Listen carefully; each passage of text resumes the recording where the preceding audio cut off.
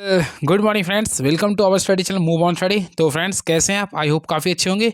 तो फ्रेंड्स आज मैं आप लोगों के सामने दिखा होंगे आप लोग वर्मा गेस पेपर का सारे क्वेश्चन मैं अपलोड कर दिया हूँ। जस्ट लाइक मैं साइंस का सारे सेट अपलोड कर दिया हूँ। अब मैं आप लोगों के सामने सोशल साइंस का क्वेश्चन लेके आया हूँ। देख सकते हैं सोशल साइंस का 6 सेट क्वेश्चन इसमें दिया, सॉरी 5 सेट क्वेश्चन। तो सारे सेट्स का क्वेश्चन मैं लेके आऊँ और आप लोगों को सेट बाय सेट आप लोगों को वीडियो अपलोड मिलेगा। इससे पहले आप लोग हमारे चैनल में नए हैं तो प्लीज़ चैनल को सब्सक्राइब कर लीजिए, क्योंकि इस चैनल के माध्यम से आप लोग देखेंगे सबसे इंपॉर्टेंस मैथमेटिक्स का 6 सेट में अपलोड कर दिया हूँ। एज वेल एज साइंस का भी मैं टोटल 10 सेट अपलोड कर चुका हूँ और सोशल साइंस का भी मैं सेट अपलोड करने जा रहा हूँ। अगर आप लोग मैट्रिक पेपर के लिए आप लोग काफ़ी ऑथेंटिक है तो आप लोग सब्सक्राइब कर लीजिए और सारे वीडियो को देख लीजिए, काफ़ी फ्रूटफुल होगा। तो चलिए देखिए सेट नंबर 1 अपलोड करने जा रहा हूँ और सारे क्वेश्चन को मैं हूबहू डिस्कस करूँगा। पहला क्वेश्चन ये रहा, राष्ट्रवाद की पहली अभिव्यक्ति किस क्रांति के साथ हुई थी? ऑप्शन फ्रांसीसी क्रांति, रूसी क्रांति, यूनानी स्वतंत्रता संग्राम, इनमें से कोई नहीं। तो याद रखिए फ्रेंड्स, राष्ट्रवाद की पहली अभिव्यक्ति की शुरुआत जो हुआ था वो आप लोग का फ्रांसीसी क्रांति से हुआ था। That means French revolution. और याद रखिए फ्रांसीसी क्रांति हुआ था 14 जुलाई 1789 का। तो option number 1 is the right answer. रक्त एवं लौह की नीति का अवलंबन किसने किया था? ये क्वेश्चन इंपॉर्टेंट है। याद है कि रक्त और लौह की नीति का अवलंबन बिस्मार्क ने किया था। किसने किया था? बिस्मार्क ने। तो option number B is the right answer. Hind Swaraj किसके द्वारा लिखा गया? तो हिंद स्वराज जो लिखा गया महात्मा गांधी के द्वारा, महात्मा गांधी के द्वारा। Option number B is the right answer. And very next question क्रूर जालियांवाला बाग नरसंहार कहाँ स्थित है? तो फ्रेंड्स आप लोग पढ़े होंगे, यह आप लोग का अमृतसर में। कहाँ पे? ये अमृतसर में। That means option number A is the right answer. And very next question silk route का क्या अर्थ है? तो सिल्क रूट क्या होता है? एशिया को यूरोप तथा उत्तर अफ्रीका से जोड़ने वाले नेटवर्क को बोलते हैं सिल्क रूट। यानी ऑप्शन नंबर डी को क्लिक कर देंगे। आर्थिक महामंदी की शुरुआत कब हुई थी? तो आर्थिक महामंदी की शुरुआत 1929 में हुई थी। एंड वेरी नेक्स्ट क्वेश्चन आलू अकाल। देखिए क्वेश्चन ये आता, आलू अकाल किस देश में हुआ था? आ से आलू, आ से आयरलैंड। तो याद है कि आयरलैंड में हुआ था। भारत में पहला प्रिंटिंग प्रेस किन लोगों के द्वारा लगाया गया था? काफी इंपॉर्टेंट क्वेश्चन है। दैट मीन्स का राइट आंसर होगा ऑप्शन नंबर ए, पुर्तगालियों द्वारा। पुर्तगालियों द्वारा भारत में पहला प्रिंटिंग प्रेस लाया गया था। मोटे कपास का उत्पादन कई देशों में किया जाता है, लेकिन बेहतर किस्में कहाँ से आती है? तो बेहतर किस्में जो आती है अपना प्यारा देश भारत से। राइट आंसर करेंगे option number B is the right answer. And very next question सारी क्वेश्चन को देख लीजिए एक बार आप लोग। एंड वेरी नेक्स्ट क्वेश्चन तो नेक्स्ट किस मिट्टी में लौह धातु की अधिकता पाई जाती है? तो याद रखिएगा आप लोग, लेटेराइट मिट्टी में लौह धातु की अधिकता पाई जाती है। That means option number C को क्लिक कर देंगे। एंड नेक्स्ट बीज बचाओ आंदोलन क्या है? तो बीज बचाओ आंदोलन है टिहरी के किसानों द्वारा बिना रासायनिक खाद के फसलों का उत्पादन क्या कहलाता है आप लोगों का? Beej Bachao Andolan. That means option number B is the right answer. And very next question धरातल का कितना भाग जल से ढका है? यहाँ पे देखिए जल से बोला, तो ऑलरेडी फ्रेंड्स आप लोग पढ़े होंगे 75%। दैट मीन्स 3/4 भाग जल से ढका है। एंड नेक्स्ट क्वेश्चन सुनहरा रेशा किस फसल को कहते हैं? तो सुनहरा रेशा किसको कहते हैं? जूट को। ऑप्शन के अकॉर्डिंग किसे लिखेंगे? Jute. That means option number B is the right answer. चलिए नेक्स्ट क्वेश्चन इसमें पवन महाशक्ति का दर्जा प्राप्त है। तो याद रखिए पवन महाशक्ति का दर्जा जो प्राप्त है अपना प्यारा देश भारत को। ऑप्शन नंबर डी को क्लिक कर देंगे। भारत में जूट उत्पादन में किस राज्य का महत्वपूर्ण स्थान है? याद रखिए पूरे विश्व में सबसे ज़्यादा जूट जो होता हुआ बांग्लादेश में होता है, लेकिन भारत में जूट की बात करना चाहते हैं तो सबसे बांग्लादेश का पड़ोसी राज्य कौन सा है? ये पश्चिम बंगाल का। That means option number B को क्लिक कर देंगे।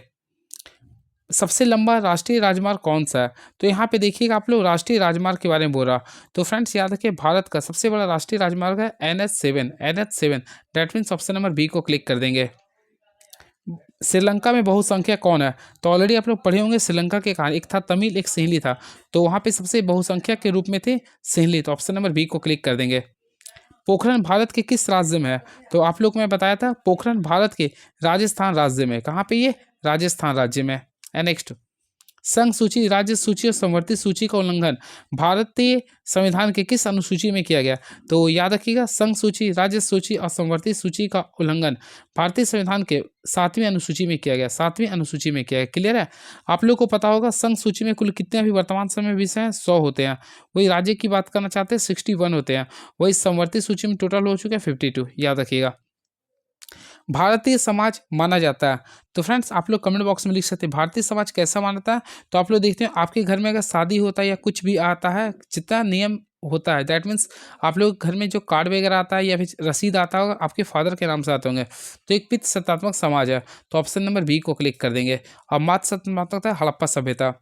भारत किस प्रकार का राज्य है, तो आप लोग पढ़ोगे भारत एक लोकतांत्रिक राज्य भी है, धर्मनिरपेक्ष भी है, कल्याणकारी राज्य भी है। तो इनमें से सभी, that means option number D को क्लिक कर देंगे। And very next question, BAMCEF किसका आंदोलन था। याद रखिएगा बामसेफ एक कर्मचारी का आंदोलन था। तो ऑप्शन नंबर बी को क्लिक कर देंगे। राजनीतिक दलों को मान्यता कौन देता है, तो याद रखिए राजनीतिक दलों को मान्यता देने का अधिकार होता है चुनाव आयोग का। आप लोग कमेंट बॉक्स में लिखिएगा चुनाव आयोग का गठन कब हुआ था, इंपॉर्टेंस क्वेश्चन है ये। किस देश में, इनमें से किस देश में एक दलीय शासन व्यवस्था, देखिए एक दलीय की बात करना चाह रहे हैं तो ऑलरेडी पता भारत में बहुदलीय है। बात करना चाहते हैं चीन में, तो ऑलरेडी आप लोग पता चीन में केवल और केवल एक ही दल है। तो राइट आंसर करेंगे ऑप्शन नंबर बी को करेंगे। और ब्रिटेन में भी क्या होता है, बहुदलीय होते हैं। अमेरिका में 2 पार्टी है। भारत में लोकतंत्र की सफलता का क्या बाधा है, गरीबी भी है, मतदान का दुरुपयोग भी है, अशिक्षा भी है। That means all of these होगा, इनमें से सभी कीजिएगा। भारत के किस राज्य का प्रति व्यक्ति आय सबसे कम है, तो याद रखिए भारत के सबसे कम प्रति व्यक्ति, ऑप्शन के अकॉर्डिंग देखा है तो मध्य प्रदेश का प्रति व्यक्ति आय सबसे कम है। एंड वेरी नेक्स्ट क्वेश्चन, तो देखते हैं नेक्स्ट क्वेश्चन क्या लिख रहा। रोजगार गारंटी अधिनियम दैट मीन्स नरेगा कब लागू हुआ था, तो फ्रेंड्स याद है नरेगा जो लागू हुआ था 2005 में, 2005 में। तो ऑप्शन नंबर ए को क्लिक कर देंगे। भारत में मुद्रा जारी कौन करता है, याद रखिएगा भारत में मुद्रा जारी करने का अधिकार आरबीआई को है, दैट मीन्स भारतीय रिजर्व बैंक, भारतीय रिजर्व बैंक। कागज से बनी मुद्रा क्या कहलाती है, याद रखिए कागज से बनी मुद्रा वह पत्र मुद्रा कहलाती है, दैट मीन्स ऑप्शन नंबर 1 को क्लिक करेंगे। सूचना का अधिकार कब अधिनियमित किया गया था, तो याद रखिए सूचना का अधिकार जी डेट मीन्स हम लोग बोलते हैं राइट टू इन्फॉर्मेशन, आरटीआई। तो आप लोगों को मैं बताया था ये 12 अक्टूबर को आया था। कब आया था ये, 12 अक्टूबर 2005 में। तो राइट आंसर है बिल्कुल। तो ऑप्शन नंबर हम लोग ए को क्लिक कर देंगे, 12 अक्टूबर 2005 में। ये था आप लोगों का 30 MCQ, क्लियर है। अब देखिए ये सारे क्वेश्चन केवल आप लोग एक बार देख लीजिए, होपफुली आप लोग देखे भी होंगे। राष्ट्रवाद से आप क्या समझते हैं, वियना सम्मेलन की मेजबानी किसने किया था, जैविक युद्ध से क्या है, इस सारी क्वेश्चन को आप लोग एक बार देख लीजिए। हूबहू आप लोगों का पेपर में इसी वे में आप लोग को आने वाले हैं। और फ्रेंड्स अगर आप लोगों को सारे क्वेश्चन का डिस्कशन चाहिए होगा तो आप लोग बोल सकते हैं, मैं सारे क्वेश्चन को डिस्कस भी कर दूंगा। लेकिन मैं बोलता हूँ लास्ट टाइम आप लोग डिस्कशन ना देखकर पूरा वीडियो बुक को ही स्टडी एक बार कर लीजिए, काफ़ी ऑथेंटिक होगा आप लोगों के लिए। देखिए रबी फसल, खरीफ फसल, ये क्वेश्चन हमेशा पेपर में आते हैं। सौर ऊर्जा का भविष्य क्या है। अब देखिए चलिए सेट नंबर 2 का भी MCQ को मैं आप लोगों के लिए भी बता देता हूँ, जो आप लोगों के लिए काफ़ी इंपॉर्टेंस होगा, देख सकते हैं। चलिए क्या है क्वेश्चन, देखिए यूरोप में निम्नलिखित में से किस समूहों के द्वारा राष्ट्र की शक्ति बढ़ाने और राजनीतिक वर्चस्व हासिल करने के लिए अक्सर राष्ट्रवादी भावना को संगठित किया गया था। तो याद रखिएगा इसका राइट आंसर होगा रूढ़िवादी। क्या होता है, रूढ़िवादी। और रूढ़िवादी का अर्थ होता है कट्टर सोच, यानी छोटी सोच जिसका होता है उसे बोलते हैं रूढ़िवादी। प्रथम विश्व युद्ध में रक्षा व्यय में भारी इजाफा होने के कारण खर्चे की भरपाई के लिए क्या किया गया था। तो देखिए सोशल साइंस में मैक्सिमम अगर आप लोगों का क्वेश्चन होता है युद्ध के समय कर्जे लिए गए थे, युद्ध के समय क्या लिए गए थे, कर्जे। तो ऑप्शन नंबर ए को क्लिक कर दीजिएगा। जर्मनी के एकीकरण में प्रमुख भूमिका निभाने वाले बिस्मार्क कहाँ के चांसलर थे, अभी जस्ट में बताया था प्रसा के थे। कहाँ के थे, प्रसा के थे। चौरी चौरा के हिंसात्मक घटना के कारण महात्मा गांधी ने किस आंदोलन को वापस ले लिया था। तो फ्रेंड्स ऑलरेडी आप लोग कमेंट बॉक्स में लिखे चौरी चौरा हिंसात्मक घटना कब हुआ था, और इसके परिणाम स्वरूप असहयोग आंदोलन को वापस ले लिए थे। असहयोग आंदोलन जो प्रारंभ हुआ था याद होगा आप लोग को 1 अगस्त को, डैट मीन्स 1 अगस्त 1920 को हुआ था, क्लियर है। और खिलाफत आंदोलन भी आप लोग ये कब हुआ था, तो ये 1919 में हुआ था, क्लियर है। और सभी ने अवज्ञा आंदोलन जो चला था लास्टली 6 अप्रैल से स्टार्ट हुआ था, 6 अप्रैल 1922 से चला था, क्लियर है। और 8 अगस्त 1942 से चला था भारत छोड़ो आंदोलन।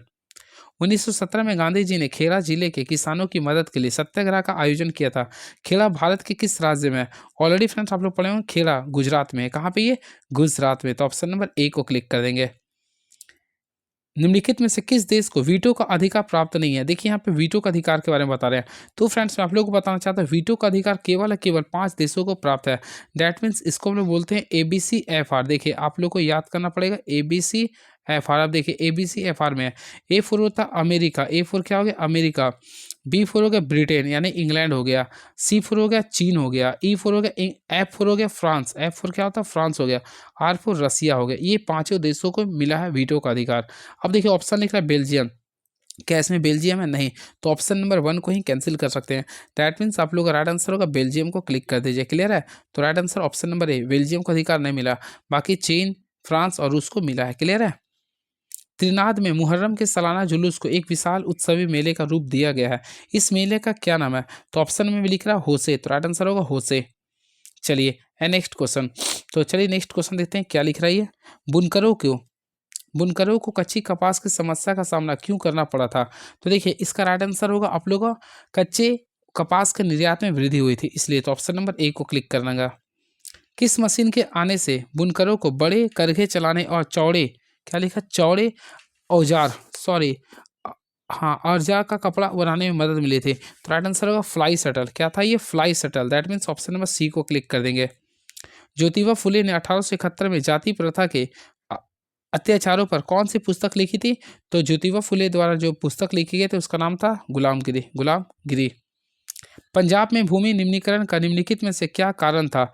तो पंजाब में भूमि निम्नीकरण का सबसे प्राथमिक जो कारण था फ्रेंड्स, आप लोग पढ़े भी होंगे, अधिक सिंचाई था। क्या था? अधिक सिंचाई। तो ऑप्शन नंबर सी को क्लिक कर देंगे। किस मिट्टी को रेगुर मिट्टी के नाम से कहते जानते हैं? तो रेगुर मिट्टी बोलते हैं काली मिट्टी को। तो ऑप्शन नंबर ए को क्लिक कर देंगे। भारतीय वन्य जीवन अधिनियम कब लागू किया था? तो याद रखिए भारतीय वन्य जीवन अधिनियम कब लागू किया था? 1972 में। दैट मीन्स 1972 में हुआ था, तो 1972 कर देंगे। भारत में उपलब्ध स्तनधारियों में से कितने प्रतिशत को लुप्त होने की खतरा है? तो कितने प्रतिशत को लुप्त होने की खतरा है? तो याद रखिए 20% को। नर्मदा बचाओ आंदोलन का नेतृत्व किसने किया था? सबसे फेमस क्वेश्चन है ये। तो मेधा पाटेकर का संबंध नर्मदा बचाओ आंदोलन से है। वर्तमान समय में भारत में कुल विद्युत का लगभग कितना प्रतिशत, क्या लिख रहा है, कितना प्रतिशत भाग जल विद्युत से प्राप्त होता है? तो याद रखें 22%। That means 22%। भारत में धान की खेती मुख्य रूप से किस फसल ऋतु में की जाती है? फ्रेंड्स याद रखिए, देखिए फसल धान की खेती आप लोग बताइए धान कब लगता है? आप लोग देखते हो खराब मौसम के समय, दैट मीन्स आप लोग देखते हैं जून जुलाई के समय लगता है। और जून जुलाई के समय जो मौसम लगता है यानी जो फसल लगाता है उसे बोलते हैं खरीफ फसल। तो राइट आंसर करेंगे ऑप्शन नंबर ए को क्लिक कर देंगे। क्लियर है? चलिए, और ठंडा के समय जो लगाते हैं उसे रबी फसल बोलते हैं। झारखंड के गुआ और नेवा मुंडी में कौन सा खनिज पाया जाता है? तो याद रखिए झारखंड के गुआ और नेवा मुंडी में लौह अयस्क पाए थे। क्या पाए थे? लौह अयस्क। That means option number A को क्लिक कर देंगे। निम्नलिखित में कौन सा समुद्री पत्तन लौह अयस्क के निर्यात के संदर्भ में प्रमुख पत्तन है? तो यहाँ पे क्वेश्चन के अकॉर्डिंग अगर देखा जाए तो राइट आंसर होगा मार्मा गोवा। क्या होगा ये? मार्मा गोवा। श्रीलंका में किस समुदाय के नेताओं ने अपनी बहुसंख्या के तल पर शासन पर अपना प्रभुत्व जमाना चाहा था? तो इसका तो क्वेश्चन आप लोग जानते हैं सिंहली होगा। क्या होगा? सिंहली भाषा वाले लोगों ने। सत्ता में भागीदारी की आवश्यकता कहाँ पड़ती है? तो देखिए क्षेत्र, भाषा, जाति के आधार पर बटे समाज में। ऑप्शन लिख रहा ए, दैट एंड सेकेंड क्षेत्रीय विभाजन वाले बड़े राज्यों में, प्रत्येक लोकतांत्रिक राज्य में, इनमें से सभी। तो राइट आंसर होगा इनमें से सभी हो जाएगा। संवैधानिक प्रावधानों और कानूनों के क्रियान्वयन की देखरेख में महत्वपूर्ण भूमिका कौन निभाता है? तो देखिए किसी भी संवैधानिक प्रावधानों के या कानून को देखरेख में सबसे महत्वपूर्ण जो भूमिका होता है आप लोग पढ़े भी होंगे, राष्ट्रपति का होता है। क्या होता है ये? नहीं, सबसे में देखरेख का है ना, तो ये न्यायपालिका का होता है। न्यायपालिका ही का मेन अधिकार होता है। तो ऑप्शन नंबर सी को क्लिक कर देंगे। नेक्स्ट, कौन सा देश धार्मिक और जातीय विभाजन के आधार पर हुए? कौन सा देश धार्मिक और जातीय विभाजन के आधार पर हुई राजनीतिक होड़ में कई टुकड़ों में बट गई? तो फ्रेंड इसका राइट आंसर होगा Yugoslavia. That means option number C को क्लिक कर देंगे। चलिए नेक्स्ट क्वेश्चन देखते हैं क्या लिख रहा। किसी दल में निर्वाचित होने के बाद उस दल को छोड़कर किसी अन्य दल में चले जाना क्या कहलाता है? तो इसे कहते हैं दल बदल। क्या बोलते हैं? दल बदल। व्यक्ति की गरिमा और स्वतंत्रता को सुरक्षित रखने के लिए सबसे अच्छी सरकार क्या है? तो व्यक्ति की गरिमा और स्वतंत्रता को सुरक्षित रखने के लिए सबसे अच्छी सरकार जो होती है वह लोकतंत्र सरकार है, जो कि हमारा प्यारा भारत देश में है। नेक्स्ट, विकास का लक्षण क्या है? तो विकास का लक्षण होता है आय में वृद्धि होना, स्वास्थ्य सुविधाओं का विस्तार होना, नियमित रोजगार एवं बेहतर मजदूरी। That means option number D को क्लिक कर देंगे। राष्ट्रीय ग्रामीण रोजगार अधिनियम 2005 के प्रमुख निम्नलिखित में से क्या है, यानी प्रमुख उद्देश्य निम्नलिखित में से क्या। पहला, रोजगार के दोहरे लक्ष्य को प्राप्त करना। फिर सेकेंड लिख रहा 100 दिनों में रोजगार प्रदान करना, गरीब परिवारों की आय में वृद्धि करना, इनमें से सभी। तो इसमें केवल और केवल ऑप्शन बी था, यानी 100 दिनों में रोजगार प्रदान करना। तो ऑप्शन नंबर बी को क्लिक कर दीजिएगा। मुद्रा का प्राथमिक कार्य क्या है, तो लिख रहा विनिमय का माध्यम, मूल्य का मापन, मूल्य का हस्तांतरण, राष्ट्रीय आय का वितरण। तो फ्रेंड्स याद रखिएगा, मुद्रा का प्राथमिक कार्य होता है विनिमय का माध्यम। आप लोग किसी वस्तु को लेते हैं, गिव एंड टेक करते हैं, तो मुद्रा के माध्यम से करते हैं ना, तो ऑप्शन नंबर ए को क्लिक करेंगे। वस्तु विनिमय प्रणाली के अंतर्गत जिसमें मुद्रा का उपयोग के वस्तुओं का विनिमय होता है, तो वहाँ किसका होना अनिवार्य माना जाता है। तो देखिए इसमें 29 का जो राइट आंसर होगा ऑप्शन नंबर बी होगा, आवश्यकताओं के दोहरे संयोग का होना, यानी दैट मीन्स आप लोग का जिस चीज़ का नीड होना हो रहा। विश्व उपभोक्ता दिवस कब मनाते हैं, तो याद रखें विश्व उपभोक्ता दिवस प्रत्येक वर्ष 15 मार्च को मनाते हैं। कब मनाते हैं, 15 मार्च को।